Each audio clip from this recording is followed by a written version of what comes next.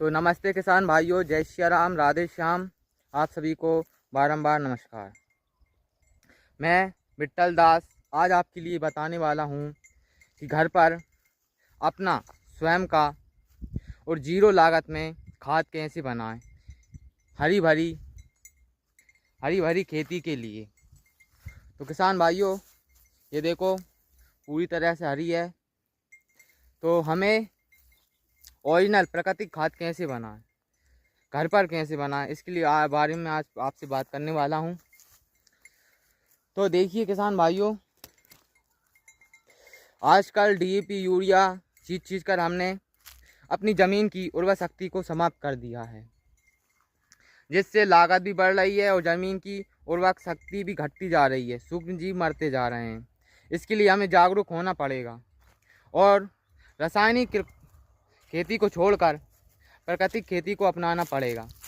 अगर हमने नहीं अपनाया तो आने वाली पीढ़ी को हम क्या मुंह दिखाने लायक बचेंगे, ये आप ज़रा सोचिए। 5 मिनट बैठकर एक जगह शांत भाव से ये सोचिए, हम जो खेती कर रहे हैं, देखिए संसार का पालनहार भगवान है और सबको अन्न प्रदान करने वाला किसान है।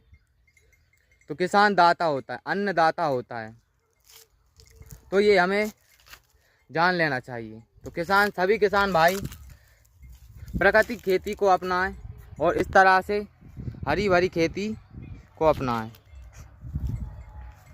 तो किसान भाइयों, मैं बस इतना कहना चाहता हूँ, प्राकृतिक खाद बनाएं रासायनिक खाद को छोड़कर। तो कैसे बनाना है वो आपको मैं इस वीडियो में बताऊंगा। बहुत ही आसान है। देखिए, सबसे पहले हमें समझना चाहिए कि प्राकृतिक खेती करना क्यों आवश्यक है। एक तो रासायनिक खेती से हमारी खेती और वह शक्ति घटती जा रही है और हम बीमार होते जा रहे हैं, हमारा स्वास्थ्य खराब हो रहा है, वातावरण खराब हो रहा है और हम अपनी बहुत सारी आवश्यकताएं पूरी नहीं कर पाते। अन्न बहुत निकलेगा तो भी फिर भी आवश्यकताएं पूरी नहीं कर पा रहे। इसलिए किसान भाइयों, हमें प्राकृतिक खेती करना है। आइए मैं बताता हूँ प्राकृतिक खेती कैसे करना है।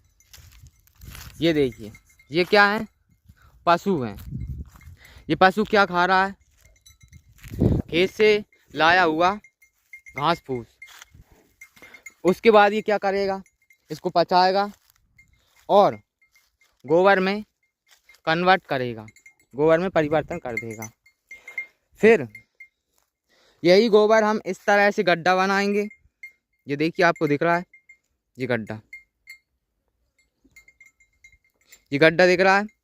इस तरह से गड्ढा करके ये इसके द्वारा जो छोड़ा गया है, ये घास फूस, ये गोबर इस तरह से डाल देंगे और ये 1 से 2 महीने में सड़ जाएगा और सड़ने के बाद खाद में कन्वर्ट हो जाएगा। कितना आसान है। एक तो इनके द्वारा हमें दूध की प्राप्ति होगी और खाद के लिए गोबर मिलेगा, आपको ओरिजिनल दूध मिलेगा और बिना लागत के आपको खाद बनाने के लिए गोबर मिलेगा। किसान भाइयों, इन्हें पालना बहुत ज़रूरी है, इनकी आवश्यकता बहुत है। हम सनातनियों ने इन्हें माँ का दर्जा दिया है, मगर माँ नहीं मानते। ऐसे ही दूध लगेगा, इनको हम मरने के लिए छोड़ देंगे, रोड पे छोड़ देंगे, लावारसी कर देंगे। ये इनने हमारा क्या बिगाड़ा है, ये इतने मासूम हैं। देखिए, ये हमारे लिए ईश्वर ने 84 लाख जीव हमसे पहले बनाए, हम मनुष्यों से पहले बनाए और उसके बाद हमें बनाया। तो भगवान पागल थोड़ी थे, ये 84 लाख जीव बनाए, ये प्रकृति के संतुलन के लिए बनाए और हम लोग इस संतुलन को मिटाने के लिए भरपूर प्रयास कर रहे हैं।